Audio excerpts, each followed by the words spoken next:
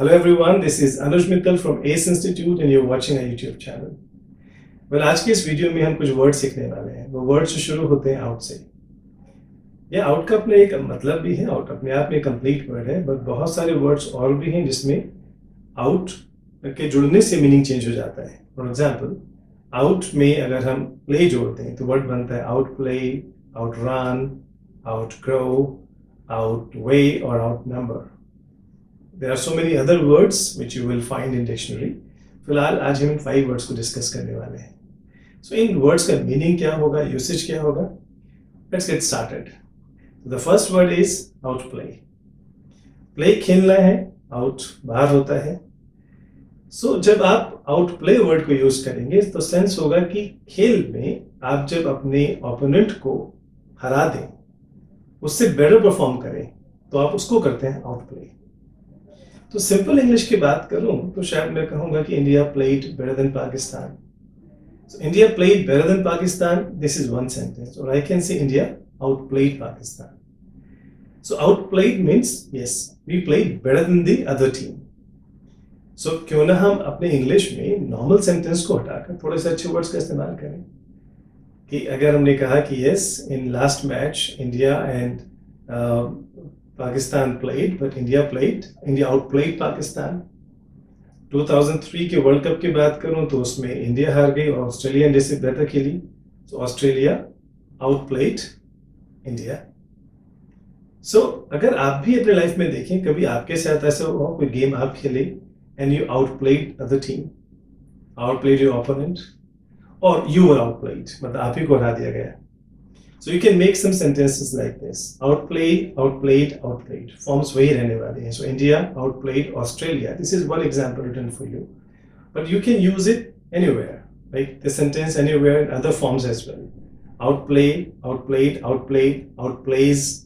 Like अगर s लगाना है तो उन forms को भी ध्यान रखा करें. जब भी एक नई word सीखें तो उसकी all 3 forms plus s और es लगकर क्या बनेगा, ing लगकर कैसे यूज होगा, जितना भी आप यूज कर सकते हैं उसको यूज करने की कोशिश क्या करें. Well, the first word was outplay. Let's jump to the second word, outrun. Sense वही है, रन भागना है, और आप इतना तेज भागें कि जो आपके बाकी साथ जो लोग भाग रहे हैं वो पीछे छूट जाए आपसे, तो you outrun them. Like if you talk about Usain bolt, Usain bolt I think is the fastest runner on the earth right now. और पिछले जितने भी ओलंपिक्स हुए हैं, जो लास्ट आई थिंक 2-3, और जितने भी स्प्रिंट्स में उस व्यक्ति ने पार्टिसिपेट किया, तो he outran all other people, all other sprinters even I can say. Yes, sprint उस तेज दौड़ को कहते हैं जो 100 मीटर 200 मीटर्स की होती हैं, और स्प्रिंटर्स उन तेज भागने वाले रनर्स के लिए यूज करते हैं. So Usain Bolt outran all other people, all other comparators, all other sprinters. Outrun को लेकिन सिर्फ यहीं पर हम यूज नहीं करेंगे, सिर्फ भागने के सेंस में नहीं. एक वर्ड के अपने अलग अलग यूसेज भी हो सकते हैं. जैसे आजकल अगर हम बात करें, सो कोरोना वायरस में पॉसिबिलिटी है कि अगर केसेस बहुत बढ़ जाएं तो इंडिया में वेंटिलेटर्स की जरूरत हो सकती है. और लोगों को कई बार इस बात का डर रहता है कि कहीं ऐसा ना हो कि जो डिमांड है वेंटिलेटर्स की वो आउटरन ना कर जाए सप्लाई को. मतलब डिमांड इतनी तेजी से भागे कि सप्लाई कीप अप ना कर पाए.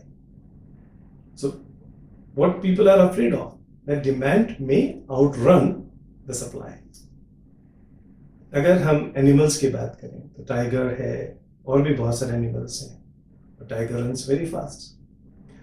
और या तो मैं एक सिंपल इंग्लिश में फिर से कहूं कि no other animal can run faster than a tiger. Or I can say no other animal can outrun a tiger. So this sentence is better than saying that it runs faster than that, or it cannot outrun that. This is how you have to use the word outrun. So भागने के sense में use किया, और हमने supply के sense में भी use किया कि demand may outrun the supply. Okay, let's jump to the third word now. Outgrow. So grow बढ़ना है.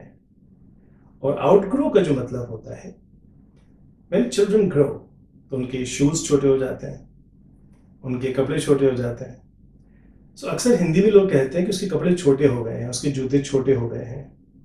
अब जूते छोटे हो गए हैं तो ये तो हुआ नहीं कि जो शूज था वो श्रिंक होकर छोटा हो गया है, या कपड़ों का जो साइज था वो छोटा हो गया है।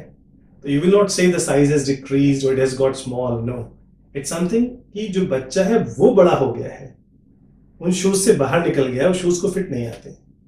तो child has outgrown his shoes और हिज क्लोथ्स। तो बच्चा बड़ा हुआ है तो आउटग्रो किया है उसने। इसी बात को अगर आप दूसरे तरीके से बोलना चाहें, so we can say child has grown out of his shoes. This is also the way. तो grown out बात वही है, उसको outgrown में एक वर्ड बना दिया गया। तो child has outgrown his shoes. So you see in your families also. तो when you see children, तो मैंने कहा कि बच्चों के साथ तो हर बार होता है। आज जो कपड़े खरीदे हैं वो एक साल बाद तो उसको आने नहीं है, क्योंकि every year he outgrows his clothes. Last year I bought a new dress for my nephew. But within 6 months, now because I'm talking about past, so I'll use second form. He outgrew that dress. So again, I've tried to use all the forms of the word. That he outgrows his clothes every year. I bought a dress, but he outgrew within 6 months. Or he has outgrown his clothes. अच्छा, outgrow का सिर्फ एक यही मतलब नहीं है। एक बच्चा जब उसके टॉयज में जो उसका इंटरेस्ट है वो खत्म होने लगे। We have seen some children, they get toys, they play for a few months, and then they stop playing. जबकि टॉय ठीक होता है, पर बच्चा खेलना क्यों बंद कर चुका है? Because he has outgrown his toys. तो he has outgrown his toys, मतलब अब वो टॉयज उसके लिए छोटे हो गए हैं, मीन्स उसके उम्र के हिसाब के नहीं रहे, तो he has outgrown his toys. So outgrow को आप यूज कर सकते हैं क्लोथ्स में और उसके टॉयज के इंटरेस्ट के सेंस में। Now the fourth word, again it's an important word, outweigh. weigh हम जानते हैं तुलना होता है। So किसी चीज को जब हम तोलते हैं, weigh करते हैं तराजू में, weighing scale में। So अगर हम दोनों तरफ किसी चीज को रखें, फॉर एग्जाम्पल अगर हम इंटरनेट की बात करें, कंप्यूटर्स की बात करें, मोबाइल की बात करें, तो हर चीज के अपने एडवांटेजेस और डिसएडवांटेजेस होते हैं। दूसरे शब्दों में कहूं तो प्रॉज एंड कॉन्स भी कहते हैं।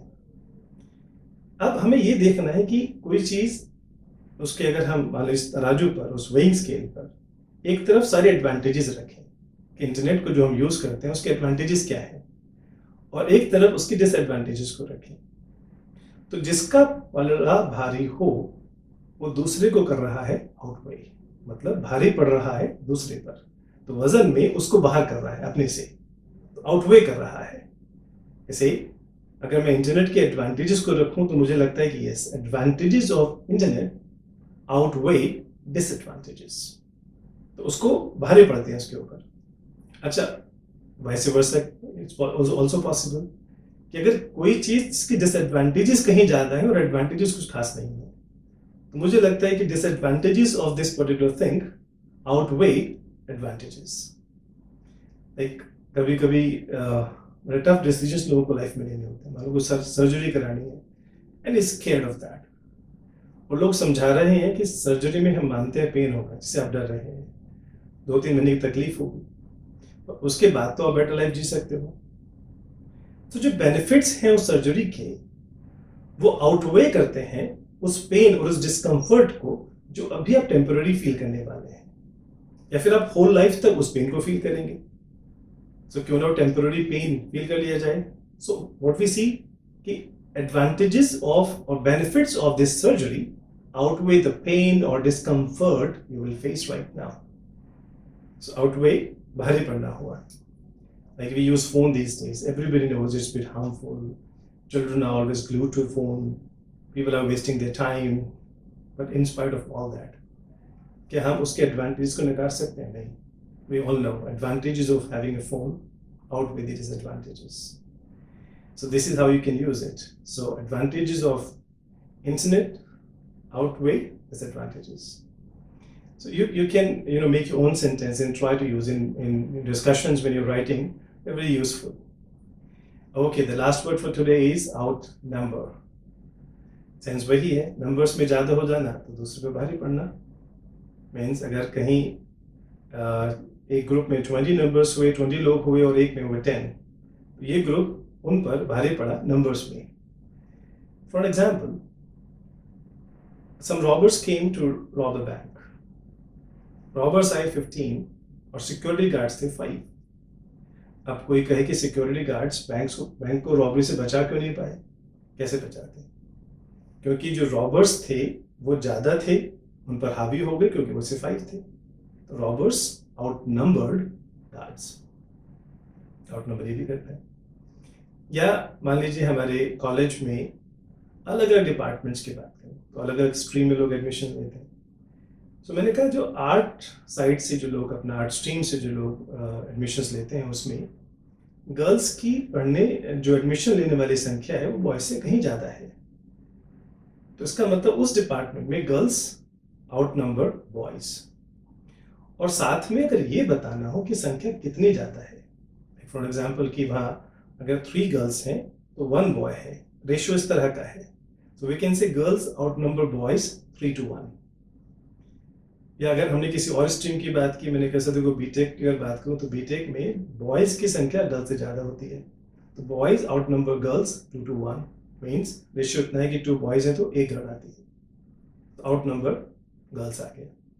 तो वैसे ही यहाँ पर हमने कहा कि अगर गार्ड्स को रॉबर्स ने आउटनंबर किया, सेंटेंस 2 तरह से बना सकते हैं. या तो हम कहें कि रॉबर्स आउटनंबर्ड गार्ड्स, और या हम कहें कि security guards were outnumbered by the robbers. वैसे वॉइस में चेंज कर सकते हैं. सो ये आपको देखना है कि आप वर्ड्स को किस तरह यूज करना चाहते हैं, पर एक वर्ड के सारी फॉर्म्स को यूज करने की कोशिश जरूर करें. तो these are few of the words we have learned. You will definitely have more videos coming up. Do subscribe to the channel and don't forget to hit that bell icon. Thank you so much for watching.